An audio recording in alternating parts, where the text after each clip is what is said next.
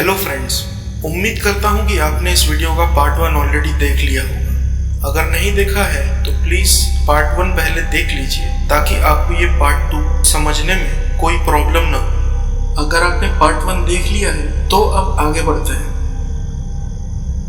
घर में सड़ी सी स्मेल आती, दीवारों के अंदर से आवाजें आती, अपर फ्लोर पे जो कि खाली था किसी के फुटस्टेप्स की आवाज आती, अलमारियों और वार्डरोब्स के अंदर से नॉकिंग की आवाज आती। अचानक से घर के बाहर रात में बहुत सारी चिड़िया उड़ के आती और बेडरूम के खिड़की पे टकरा के अपनी जान दे देती।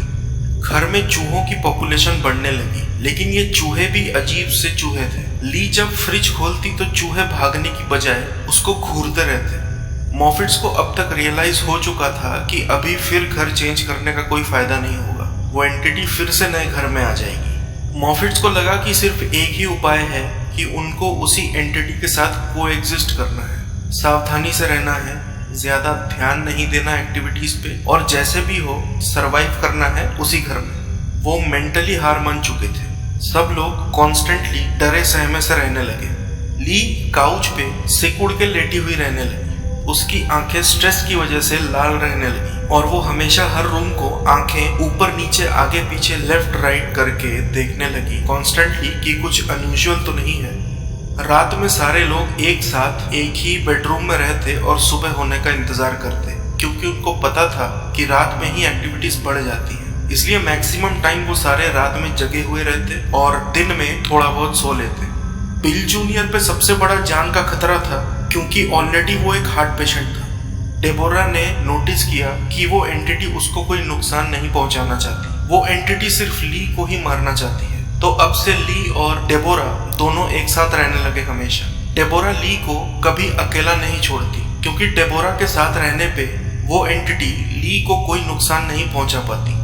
साल 1988 के एंड में डेबोरा और बिल जूनियर को एक औरत मिलती है जिसका नाम रेड विंग था। रेड विंग एक नेटिव अमेरिकन शमन थी। नेटिव अमेरिकन ट्राइब्स में शमन का मतलब तांत्रिक होता है। मॉफिट्स का सिचुएशन जानने के बाद रेड विंग अपने गुरु से बात करती है इस बारे में, और वो गुरु रेड विंग को परमिशन दे देता है मॉफिट्स की हेल्प करने के लिए। डेबोरा और बिल जूनियर जब वहां से जाने लगते हैं तो वो गुरु एक अननोन लैंग्वेज में कुछ बोलता है। रेड विंग उस बात को इंग्लिश में ट्रांसलेट करके उनको बताती है। ट्रांसलेशन था, you are not who you think you are. Deborah और बिल जूनियर को इसका मतलब नहीं समझ में आता है, लेकिन इवेंचुअली समझ में आने वाला था। कुछ दिनों बाद रेड विंग अपने एक साथी के साथ मॉफिट्स को विजिट करती है उनके घर पे। अपर फ्लोर पे जाती है और रिचुअल स्टार्ट कर देती है। वो डेबोरा को बोलती है कि उनको सबसे पहले उस एंटिटी को खुद को रिवील करवाना होगा कि आखिरकार वो एंटिटी क्या है, क्या नाम है उसका, कहाँ से आया है, क्या चाहता है। ये बोल के वो लोग एक रिचुअलिस्टिक चीज जलाते हैं जिसका धुआं पूरे अपर फ्लोर में जगह जगह फैलाते हैं। लेकिन जब वो धुआं एटिक में फैलाने की कोशिश करते हैं तब देखते हैं कि किसी ने उस धुएं को वापस बाहर की तरफ उड़ा दिया है, रिपेल कर दिया है उनकी तरफ। जैसे कि किसी ने एटिक के अंदर से बहुत जोर से फूंक मार के धुआं बाहर की तरफ धकेला हो। ये देख के रेड विंग और उसका साथी दोनों रिलीजियस चैंटिंग शुरू कर देते हैं। जैसे जैसे चैंटिंग की इंटेंसिटी बढ़ती जाती है वो लोग देखते हैं कि एटिक की दीवारों पे एक फेस रिवील हुआ है हल्के से। फिर अचानक कुछ सेकंड्स के बाद ही वो फेस गायब हो जाता है। वो लोग तुरंत ही सब कुछ रोक के नीचे उतरते हैं और कुछ सेकंड्स के लिए खामोश खड़े रहते हैं शॉक में। फिर रेड विंग अपने आप को संभालते हुए बोलती है कि ये एंटिटी तो उसने जितना सोचा था उससे भी कई ज्यादा पावरफुल है। As a result Red Wing और उसका साथी उस एंटिटी को एक्सपेल करने में नाकाम रहते हैं। लेकिन रेड विंग का साथी बोलता है कि बिल सीनियर पे एक दूसरा पैरानॉर्मल एंटिटी लैच्ड थी, जिसको उसने बिल सीनियर के ऊपर से हटा के बिल के पेट डॉग जेफ पे डाल दिया है। उसने बोला कि यही एक तरीका था। फिर कुछ दिनों बाद वो पेट डॉग मिस्टीरियसली मरा हुआ मिलता है। ये पता न चल सका कि जेफ किसी पैरानॉर्मल पोजीशन की वजह से मरा है या उसकी डेथ एक कोइंसिडेंस थी। उसके बाद मॉफिट्स को एक और पैरानॉर्मल रिसर्चर मिलता है जिसका नाम था गैरी केंट। गैरी घर में रह के एक्टिविटीज मॉनिटर करने के लिए मान गया। लेकिन कुछ टाइम तक इन्वेस्टिगेशन करने के बाद अब उस एंटिटी का टारगेट ली की बजाय गैरी बन चुका था। गैरी के बाल सारे झड़ गए कुछ ही दिनों में। वो एंटिटी बाथरूम के शीशे पर गैरी के पर्सनल एम्बैरेसिंग सीक्रेट्स लिख देता और जो अटैक्स इससे पहले तक वो एंटिटी ली पे करती थी, अब वही सारे अटैक्स गैरी पे होने लगे। ये सब कुछ दिनों तक सहने के बाद गैरी भी वो घर छोड़ के भाग चुका था। क्योंकि कुछ टाइम के लिए ही वो एंटिटी का टारगेट गैरी बन चुका था, इसलिए ली को कुछ दिनों के लिए थोड़ी सी राहत मिल गई थी। फिर डेबोरा फाइनली एड और लॉरेन वॉरेन को अप्रोच करती है। वॉरेन्स को वैसे भी कैलिफोर्निया आना ही था कुछ काम से, तो कैलिफोर्निया आते हुए मॉफिट्स के यहाँ भी विजिट कर लेंगे, ऐसा फाइनली डिसाइड हुआ। जब वॉरेन्स मॉफिट्स को विजिट किए तब लॉरेन पूरे घर में हर रूम में जाके इनिशियल साइकिक रीडिंग्स लेने लगी। रीडिंग्स लेने के बाद लॉरेन ने कहा कि एक बहुत ही पावरफुल एंशिएंट डीमन उनके घर में है। इतना बोल के वॉरेन्स वहां से चले गए। फिर नेक्स्ट इवनिंग को वापस आए और एक रिचुअल करा। वो रिचुअल उस डीमन का आइडेंटिटी रिवील करवाने के लिए था। ये उसी रिचुअल के जैसा था जो रेड विंग और उसके साथी ने किया था। जैसे जैसे रिचुअल प्रोग्रेस होती गई, चैंटिंग्स इंटेंसिफाई होती गई, वैसे ही रूम में सबको एक हेवी प्रेजेंस सा फील होने लगा। बिल सीनियर एक जानवर की तरह आवाजें निकालने लगे, गुर्राने लगे और एड की तरफ उसको हर्ट करने के इंटेंशन से बढ़ने लगे। हालांकि उनको कुछ देर बाद ही कंट्रोल कर लिया गया था। सब कुछ करने के बाद वॉरेन्स ने कन्फेस किया कि वो उस डीमन को घर से निकाल नहीं पाएंगे, क्योंकि वो डीमन उनकी सोच से बहुत ज्यादा पावरफुल था। और कैलिफोर्निया के वेस्ट कोस्ट में जहां वॉरेन्स उस टाइम थे, उस एरिया में वॉरेन्स का किसी भी चर्च से कोई भी कनेक्शन नहीं था। लेकिन वॉरेन्स ने अपने एक फैमिली फ्रेंड को फोन किया जिसका कनेक्शन एक एपिस्कोपल चर्च से था। लेकिन बिल सीनियर ने वॉरेन से कहा कि कोई एपिस्कोपलियन प्रीस्ट उनके घर में नहीं आएगा, क्योंकि मॉफिट्स कैथोलिक थे और एपिस्कोपलियन चर्च एक प्रोटेस्टेंट चर्च था। कैथोलिक और प्रोटेस्टेंट क्रिश्चियनिटी के दो पैरेलल धाराएं होती हैं जिनके बिलीफ्स एक दूसरे से काफी डिफरेंट होते हैं और दोनों हमेशा एक दूसरे के एंटी होते हैं। शायद इसी रीजन की वजह से बिल सीनियर ने यह कहा था। लेकिन फिर भी वो एपिस्कोपलियन प्रीस्ट मॉफिट्स को विजिट करता है, लेकिन बिल सीनियर उसको घर के अंदर घुसने नहीं देते। वो प्रीस्ट लौट जाता है। इधर वॉरेन्स का अपना पर्सनल जो काम था कैलिफोर्निया में, वो निपटा के वो दोनों अपने घर चले जाते हैं। और नेक्स्ट डे एड मॉफिट्स को फोन करके उनसे माफी मांगता है कि वो उनके लिए कुछ नहीं कर पाए। फिर मॉफिट्स नोटिस करते हैं कि उस डीमन का टारगेट फिर से ली बन चुकी है, क्योंकि गैरी और वॉरेन्स दोनों चले गए थे घर से। ली एक दिन किचन में जाती है और पीछे से किचन का दरवाजा अचानक से बंद हो जाता है। ली घबरा के चिल्लाने लगती है और दरवाजे पे जोर जोर से मारने लगती है। दरवाजा नहीं खुल रहा था। डेबोरा और बिल जूनियर ली की आवाज सुन के दौड़ते हुए जाते हैं और देखते हैं कि दरवाजा जाम हो रखा था। टूल्स की मदद से दरवाजा खोला जाता है और देखते हैं कि ली जमीन पे पड़ी हुई है और उसके गर्दन पे लाल रंग के निशान थे, जैसे कि किसी का गला दबाने पे होता है। ये देख के डेबोरा को इस बार डर से ज्यादा गुस्सा आया था। वो दौड़ते हुए बाथरूम के शीशे के सामने गई और चिल्ला के उस डीमन को कमांड करने लगी कि You will no longer harm my family। इसके बाद कुछ ही देर में उस शीशे पे मैसेज अपीयर होता है, I will not touch your child, I will not touch your husband, but Lee is mine। फिर उस डीमन ने मॉफिट से कम्युनिकेट किया कि बहुत साल पहले कुछ मॉन्क्स उस डीमन को खुश करने के लिए एक नन की बलि देना चाहते थे। उस नन को पकड़ के भी लाया गया था, लेकिन एक दूसरे मॉन्क ने वो नन को सैक्रिफाइस होने से बचा लिया। नन भाग गई थी वहां से उस मॉन्क की हेल्प से। फिर डीमन ने बताया कि वो नन के सब्सिक्वेंट रीइंकार्नेशंस होके अब वो नन ली बन के इस दुनिया में आई है। और गैरी जो था वो वही मॉन्क था जिसने उस नन को भगाने में मदद करी थी। इसलिए ली और गैरी दोनों उस डीमन के टारगेट बने हुए थे। ये माना जाता है कि demonic infestation family blood line के माध्यम से एक जनरेशन से दूसरे जनरेशन में ट्रांसमिट होती चली जाती है, ठीक जैसे कोई बीमारी ट्रांसमिट होती है। तो ये भी पॉसिबिलिटी बनती है कि बजाय वानिता के, जिसपे आरोप था कि उसने अपने रिचुअल के जरिए उस डीमन को इनवाइट किया था, हो सकता है कि यह डीमन ली के फैमिली ब्लड लाइन से ही होता हुआ इस लाइफ में ली के पास पहुंचा था। ली की बलि को रिक्लेम करने के लिए। और ये भी पॉसिबिलिटी हो सकती है कि हिस्ट्री में ली का कोई था जो उस नन का रीइंकार्नेशन हो, जो सैक्रिफाइस के वक्त बच के भाग निकली थी। फिर ऐसे ही एक्टिविटीज कंटिन्यू होती चली गई उस घर में। फिर एक दिन डेबोरा को बाथरूम के उस शीशे पे लिखा हुआ मिलता है कि ली विल डाई इन 10 days। इसके तुरंत बाद ही ली की तबीयत बहुत बुरी तरह खराब हो जाती है। उसको हॉस्पिटल ले जाया जाता है। कुछ दिन हॉस्पिटल में उसका इलाज चलने के बाद वो ठीक हो जाती है और वापस घर आ जाती है। घर आके वो डेबोरा को बताती है कि हॉस्पिटल में वो डीमन उसको विजिट करता था। एक काला धब्बा हॉस्पिटल के दीवारों से होता हुआ उसके पेट के पास आता और उसमें से एक हाथ निकल के ली के पास आने लगता कि तभी एक दिन एक white glowing human shape form हुआ, जिसकी वजह से वो काला धब्बा और वो काला हाथ दोनों गायब हो गए। ली ने जब ध्यान से देखा तो वो वाइट ग्लोइंग शेप उसकी लेट मदर डोमिनिका की थी। शायद डोमिनिका ली को उस डीमन से बचाने की कोशिश कर रही थी। ली अभी पहले से बेहतर थी, लेकिन अभी भी वो घर में ऑक्सीजन सिलेंडर और नाक में ट्यूब्स लेकर रह रही थी। एक रात को डेबोरा ने देखा कि ली सांस नहीं ले पा रही थी। डेबोरा ने चेक किया तो पाया कि ली के ट्यूब्स ऑक्सीजन सिलेंडर से निकले हुए थे।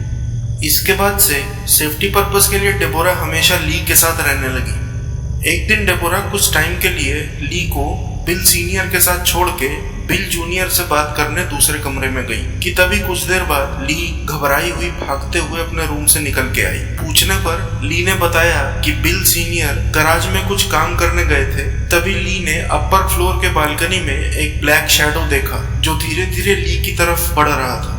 फिर उस शैडो से टेंटिकल्स निकल के ली की तरफ बढ़ने लगे और फिर लास्ट में ली ने एक चेहरा मैनिफेस्ट होते हुए देखा उस ब्लैक शैडो से, जिसकी लाइफलेस आंखें थी और मुंह खुला हुआ था। ये सब देखने के बावजूद भी ली ने हिम्मत से काम लिया और दौड़ते हुए डेबोरा और बिल जूनियर के पास चली आई। इस इंसिडेंट के बारे में कहा जाता है कि ली को उस डीमन ने स्लीप पैरालिसिस में डाल के रखा था और उसको हॉन्ट कर रहा था।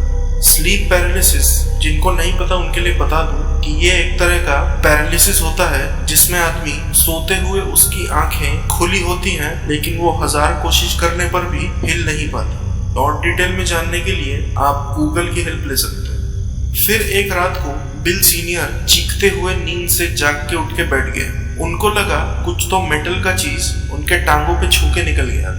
देखने पर पता लगा कि वो एक खंजर टाइप का चीज था, जिसका पॉइंट जो था वो एक छोटे भाले की तरह दिखने में था। आप अभी जो स्क्रीन पे देख रहे हैं वो उसका एक्चुअल फोटो है। वो चीज इससे पहले कभी भी उस घर में नहीं था। जाहिर था कि वो डीमन ही उसको घर में लाया था। ये देख के डेबोरा दौड़ते हुए बाथरूम में गई। शीशे पर लिखा हुआ था, there must be a blood ritual, take the spear and stab it into Lee's heart. फिर वो रिचुअल कैसे कैसे करना है वो सारे स्टेप्स भी लिख के अपीयर होने लगे शीशे पे। लेकिन ऑब्वियसली डेबोरा ने ऐसा करने के लिए मना कर दिया। मना करते ही घर में एक जोरदार एक्सप्लोजन हुआ। जाके देखा तो पता लगा कि खिड़कियां सारी फिर से टूट के नीचे गिरी हुई थी। कांच के टुकड़े जमीन पे फैले थे। पर्दे भी सारे फट के तार तार हो चुके थे। इसके बाद डेबोरा वो खंजर लॉस एंजलिस में नेचुरल हिस्ट्री म्यूजियम में लेकर गई एक्सपर्ट्स की राय लेने। एक्सपर्ट्स ने बोला कि वो खंजर एक एंशियंट रिचुअलिस्टिक टूल लगता है जिसका ओरिजिन अफ्रीका के कॉन्गो का हो सकता है। जब उन्होंने डेबोरा से पूछा कि उसको ये कहाँ से मिला, तो डेबोरा बस इतना ही बोल के निकल गई वहां से कि you won't believe me if I tell you. साल 1989 के समर में मॉफिट्स को डॉक्टर एवेलिन नाम की एक पैरासाइकोलॉजिस्ट मिलती है जो कि एक मैजिक प्रैक्टिशनर भी थी। एवेलिन रिसेंटली कैलिफोर्निया शिफ्ट हुई थी। वो मॉफिट्स के घर में आके चीजें एनालाइज करके मॉफिट्स को बोलती है कि वो लोग बाथरूम के शीशे पे काउंटर मैसेजेस और सिंबल्स बना के उस डीमन को चले जाने को बोलो। लेकिन वो जो भी सिंबल्स बनाते और मैसेजेस लिखते वो सब डीमन क्रॉस्ड आउट कर देते और उनकी जगह पे थ्रेटनिंग मैसेजेस अपीयर होने लगे। थ्रेड्स जो कि एवेलिन को टारगेट कर रही थी। उसके अगले दिन एवेलिन फिर से उस घर में आके सबको ऊपर वाले फ्लोर के रूम में इकट्ठा होने को बोलती है और सबके माथे पे हाथ फिरा के साइकिक रीडिंग्स लेती है। रीडिंग्स लेने के बाद वो ये बोल के घर से जाती है कि उसको थोड़ा टाइम लगेगा उन रीडिंग्स को एनालाइज करने में। कुछ दिनों बाद एवेलिन वापस आती है और डेबोरा को बोलती है कि उन्हीं के घर में कोई तो ऐसा है जिसने उस डीमन को इनवाइट किया है और पाल के रखा। किसने पाल के रखा था ये पता लगाने के लिए एक और रिचुअल किया जाता है, जिसके बाद पता लगता है कि बिल सीनियर ही वो शख्स थे जिसका डायरेक्ट लिंक उस डीमन से था। उसी ने उस डीमन को उनके साथ रहने के लिए अलाउ किया था। ये जानने के बाद डेबोरा को याद आता है कि एड वॉरेन ने भी हल्के से इशारे में उससे कहा था कि शायद बिल सीनियर का ही उस डीमन से लिंक था। एवलिन ने लास्टली यही एडवाइस किया कि उस डीमन को घर से निकाला नहीं जा सकता। अगर खुद से कभी निकल जाए तो ठीक, लेकिन उसको निकालना बहुत मुश्किल है। मॉफिट्स को उस डीमन के साथ ही रहना पड़ेगा। जितना हो सके उस डीमन को खुश रखो और इंसल्ट मत करो। वो बोली कि यही एक तरीका है ली को बचाने का। डीमन से रिक्वेस्ट करते रहो कंटिन्यूअसली कि ली को हार्म न करे। लेकिन ली नहीं चाहती थी कि उनके घर में एक डीमन रहे। वो ये भी एक्सेप्ट नहीं कर पा रही थी कि बिल सीनियर ने वो डीमन पाल के रखा। एवेलिन फिर वो घर से निकल जाती है और फिर कभी उस घर में लौट के नहीं आती। इधर बिल सीनियर की मेंटल और फिजिकल हेल्थ पे असर पड़ने लगा। वो स्किज़ोफ्रेनिक सिम्टम्स शो करने लगे और फिजिकली भी बहुत वीक हो चुके थे। बहुत ज़्यादा वेट लॉस हो गया था उनको, और इसके पैरेलली घर में अभी भी एक्टिविटीज़ कम होने का नाम नहीं ले रही थी। मिस्टीरियसली ली के डॉक्टर अपॉइंटमेंट्स कैंसिल हो जाते। जब वो लोग फ़ोन करके पूछते तो सामने वाला बताता कि कोई पहले से ही फ़ोन करके अपॉइंटमेंट्स कैंसिल कर रहा था। वो डीमन अभी भी ली की बलि मांग रहा था, बाथरूम के शीशे पे मैसेजेस लिख के। धीरे धीरे बिल सीनियर इतने मेंटली डिटोरिएट हो चुके थे कि आधी आधी रात में उठ के नींद में चलते हुए एक वुल्फ की तरह हाथ पैरों पे बैठ जाते और अपना हेड ऊपर करके एक वुल्फ की तरह हाउल करने लगते। फिर एक दिन डेबोरा को एक नया एग्जॉर्सिस्ट मिलता है जिसका नाम स्टीव ब्लेक था। वो घर आके उन सब के सर के बाल और उन सब के फोटोज ले जाता है एग्जॉर्सिज्म करने से पहले प्रिपरेशन करने के लिए। फिर वो वापस आके घर का एग्जॉर्सिज्म करता है, लेकिन एग्जॉर्सिज्म के बीच में ही बिल सीनियर फिर वही वुल्फ बन के हाउल करने लगते हैं। उनकी आंखें पूरी सफेद हो चुकी थी, लेकिन एग्जॉर्सिज्म के खत्म होने के बाद ही बिल सीनियर फिर से नॉर्मल हो जाते हैं और चेयर पे ही सो जाते हैं। स्टीव ब्लेक फिर बोलता है कि उसने एक प्रेजेंस को तो निकाल दिया है घर से, लेकिन एक बहुत बड़ा प्रेजेंस अब भी है उस घर में जिसको वो रिमूव न कर सका। ऑब्वियसली वो उस डीमन की ही बात कर रहा था। पहले तो मॉफिट्स को लगा कि ये किसको पकड़ के लाए हैं जिसको अपना काम ही नहीं आता ठीक से, लेकिन कुछ दिनों बाद ही ऐसा लगने लगा कि कुछ तो फर्क पड़ा है एक्टिविटीज, कुछ तो निकाल दिया गया है घर से। इधर बिल सीनियर की एक्टिविटीज बहुत ज्यादा अजीब और सस्पिशियस होने लगी थी। एक दिन डेबोरा ने उसको बाथरूम में से कई बार घुसते निकलते देखा। डेबोरा को शक हुआ। वो बाथरूम में गई और शीशे के सामने खड़े होकर पूछी, क्या तुम बिल सीनियर से बात कर रहे थे? एंटिटी ने रिस्पॉन्ड किया कि he wants me to kill Lee, he can not command me. Deborah को विश्वास नहीं हुआ। उसको समझ में नहीं आ रहा था कि बिल सीनियर अपनी ही वाइफ ली को क्यों मारना चाहता था। वो जाके ये बात ली को बताती है। ली उसको बोलती है कि ली ने बहुत सारी प्रॉपर्टी इनहेरिट किया है उसकी फैमिली से, जिसमें से एक पैसा भी बिल सीनियर को नहीं मिलने वाला था, क्योंकि दोनों का किसी भी बैंक में कोई भी जॉइंट अकाउंट नहीं था। अगर दोनों का डिवोर्स हो जाता है तो बिल सीनियर को सिर्फ उस प्रॉपर्टी का हाफ मिलेगा, लेकिन अगर ली मर जाती है तो बिल सीनियर को ली की सारी प्रॉपर्टी मिल जाएगी। इसलिए बिल सीनियर उस डीमन के हाथों ली को मरवाना चाह रहा था। हालांकि किसी ने भी अभी तक इस बात को लेकर बिल सीनियर को डायरेक्टली कन्फ्रंट नहीं किया था। बिल सीनियर की मेंटल हालत और खराब होने लगी। उसको 2 हफ्ते के लिए साइकेट्रिक इवैल्यूएशन के लिए भेजा गया। उसके जाते ही सबने फील किया कि घर में सारी पैरानॉर्मल एक्टिविटीज लगभग बंद हो गई थी। 2 हफ्ते बाद जब बिल सीनियर इलाज करवा के घर वापस आया तो ली उनको घर को हमेशा के लिए छोड़ के जाने को बोलती है। बिल सीनियर अपना सामान पैक करता है और चला जाता है, लेकिन एक थ्रेट देके जाता है कि वो फिर वापस आएगा एक दिन। उसके जाने के बाद दिन ब दिन सारी एक्टिविटीज धीरे धीरे बंद होने लगी थी, लेकिन अभी भी मॉफिट्स ट्रॉमा में थे, क्योंकि ये हॉन्टिंग 6 साल तक चला था उनके घर में। सबने कसम खाई कि उस दिन के बाद से कोई भी उस एंटिटी के बारे में कोई भी बात नहीं करेगा। उनको इस बात का डर था कि अगर उन्होंने ऐसा किया तो वो एंटिटी लौट आएगी। बिल सीनियर और ली का साल 1994 में डिवोर्स हो गया और इसके बाद से किसी ने भी बिल सीनियर को नहीं देखा, ना ही उसकी कोई खबर आई। इसके बाद ली की डेथ साल 2009 में हो जाती है और बिल जूनियर की डेथ साल 2012 में। सिर्फ डेबोरा ही बची थी उस फैमिली में। अभी डेबोरा ने फाइनली इतने सालों बाद अपनी चुप्पी तोड़ी और अपनी बेटी जेसिका को इस फैमिली हॉन्टिंग के बारे में सब कुछ बताया। ये केस इतना फेमस केस नहीं है, लेकिन इसमें कोई शक नहीं कि ये one of the most terrifying cases में से एक है।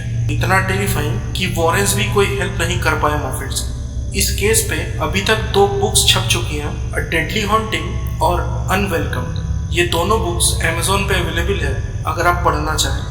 इसके अलावा प्लम हाउस, जो कि एक बहुत फेमस फिल्म प्रोडक्शन कंपनी है, उसने इस स्टोरी के राइट्स खरीद लिए हैं। हो सकता है कि नियर फ्यूचर में कोई मूवी या टीवी शो देखने को मिले हमें इस केस के ऊपर।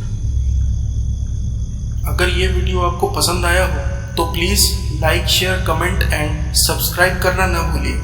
आप अपना फीडबैक भी मुझे कमेंट सेक्शन में लिख के भेज सकते हैं। मैं अगले वीडियो में और इम्प्रूव करने की पूरी कोशिश करूँगा।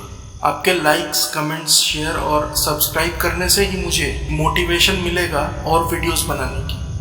मिलते हैं आपसे नेक्स्ट वीडियो में। Have faith, stay strong, good night.